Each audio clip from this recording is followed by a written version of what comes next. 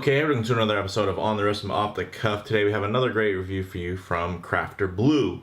A little about them: they're out of Hong Kong. They were established back in 2015, and they offer aftermarket professional grade rubber dive straps.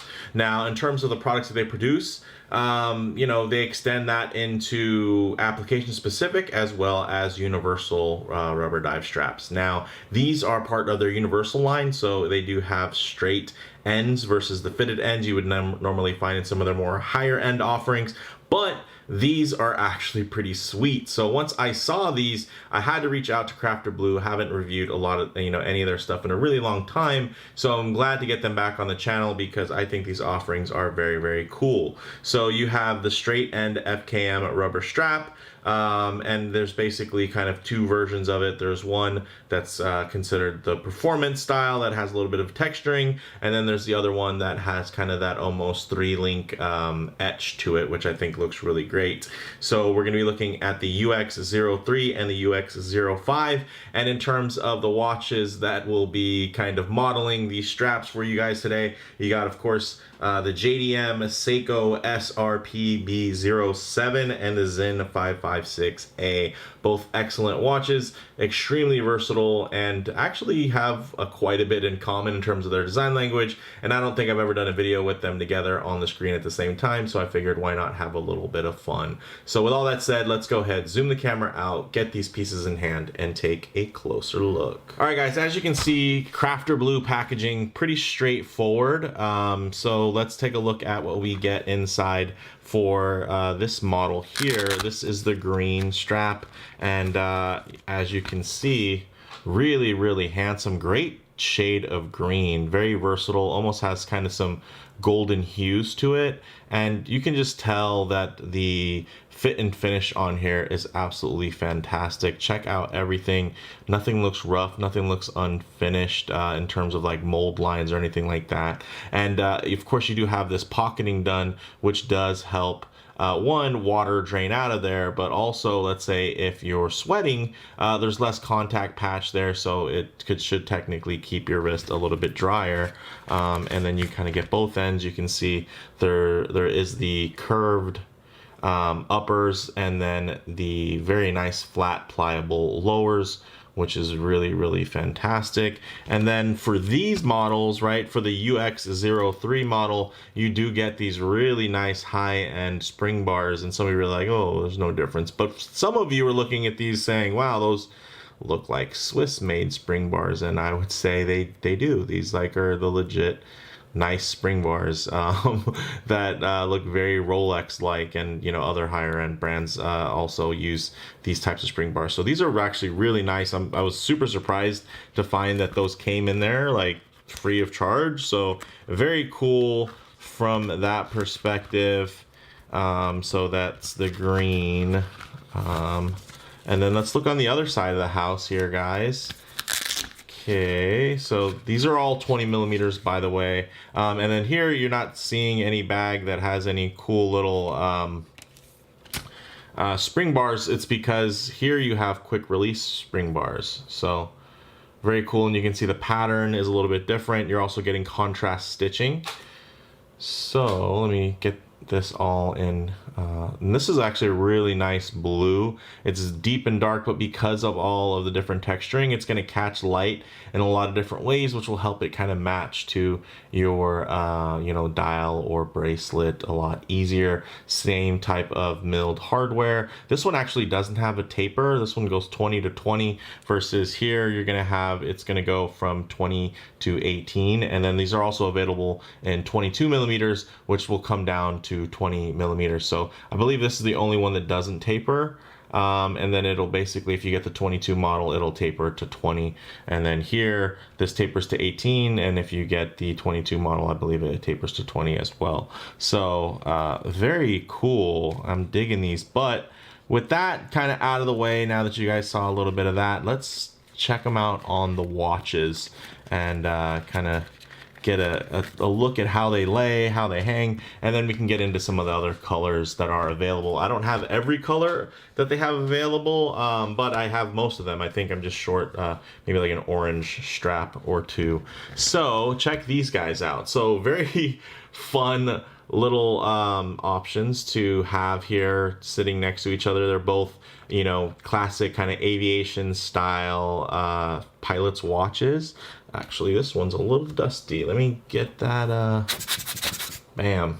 All right. So here you have, of course, a Zen 556, very classic, very well known. And then here you have this kind of very niche, obscure JDM Seiko model that was the SRPB07.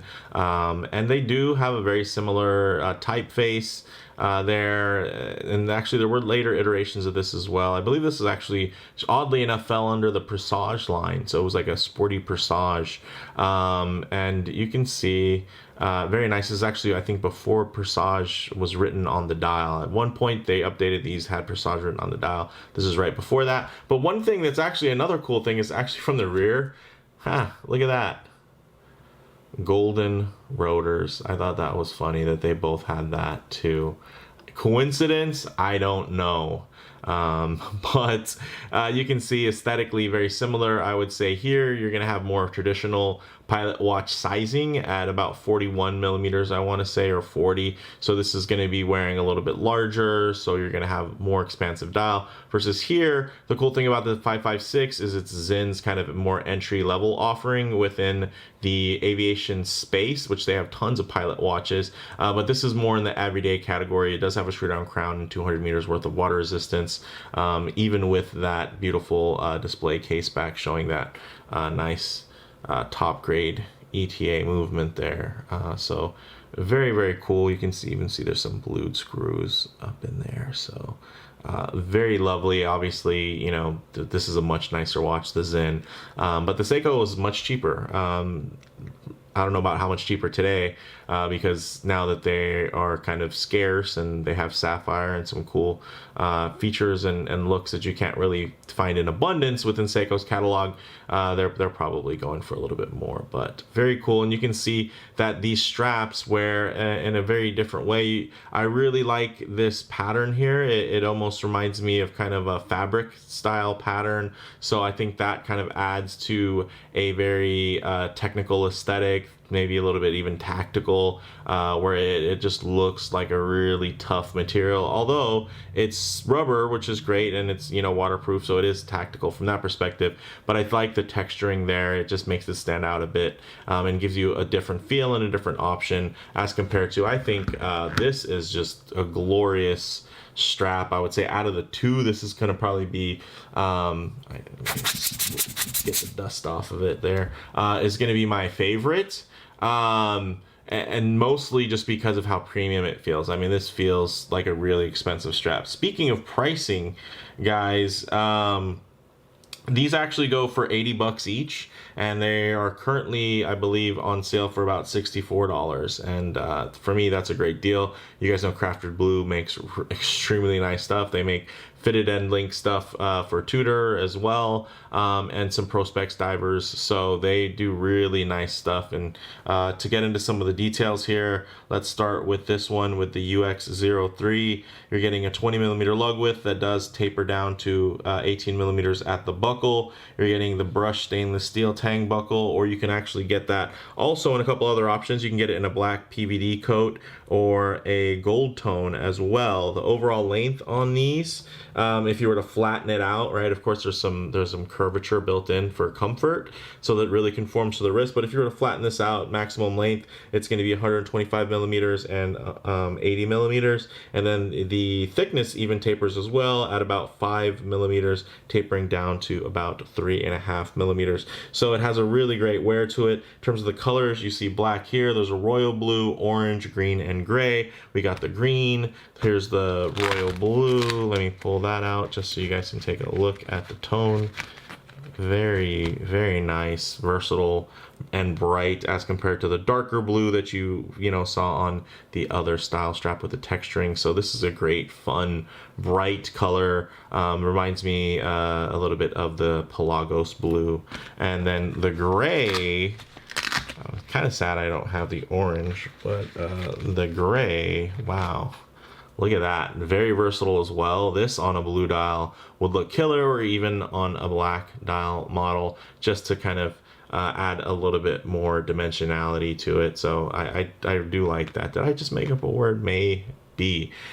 So very cool. I dig this. And before we get them on wrist, let's go ahead and check out the other line while we're here. So on this end, as you guys can notice, a big difference is going to be the lack of taper. So for me, kind of my rule book when I'm following something like that, I'm going to want a bigger watch if there's not going to be a lot of taper. It's just going to help the watch in terms of proportions sit a little bit nicer, and it's not going to look as bulbous as you would if you had like a really drastic taper. Or let's say if I put this strap on this watch that's much smaller at about 38.5 millimeters, what it would end up doing is really shrinking this down, and so instead of it shrinking it down, I like it to balance.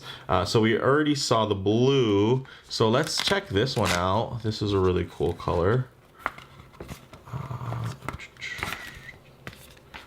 Check out the red with black stitch. This is a really cool one. This would actually look very nice as well. Or on a big beefy diver, let's say like a Zen U1 with this strap, that would be fantastic, and it would cost a lot less than the silicone straps that Zen sells. So very nice option from that perspective. And then here, I actually thought this one was really interesting as well, is now you're going to get into some, you really get into the contrast stitching. So you can see that there. Actually, that would look great here because we do have a little red accent on the seconds hand if I wanted to go that way. But I think the more, muted kind of monochromatic pairing with the black and white looks great. But I think with the red, you add it, it makes it a little bit sportier, a little bit more personalized. So that's another cool feature of that these have that the other ones don't, that are just kind of smooth and singular in terms of their color. Here you can get some color play. You can try to match certain accents and whatnot. And actually you can see the dust blows right off of this. So these are actually really nice wearing from in that arena, because I know not everybody wants to worry about a bunch of dust. So these are actually quite smooth without feeling stiff, which is tough because that ends up being kind of the case. If something's smoother, then things don't stick to it, but if it's more porous, then stuff will kind of stick. So here it's actually kind of a nice happy median, and this almost gives you kind of like a sailcloth like texture, which is very cool. But with that said, let's actually get these pieces on wrist so we can see how these straps wear. All right, as you can see on my 7.5 inch wrist, it wears really nice. And some of you are thinking 7.5, I thought you were 7.25. Well, something you'll also notice that's changed from my videos over the years is I've started to wear my watches higher and higher up on the wrist. I used to pretty much wear them on the wrist bone or below. And of course, when you look at that sideways, that's a smaller part of your wrist, right? It's a little thicker the higher you go. So I don't know, maybe I'm getting old. I started wearing it a little bit higher up. I just feel like they wear a bit better up here, and obviously it's a lot more comfortable because then there's less contact with your wrist. But we're not really so much concerned about the way these wear from the, just looking at the cases and whatnot, but it's more so just to see how they drape. You can see that built-in curvature looks great.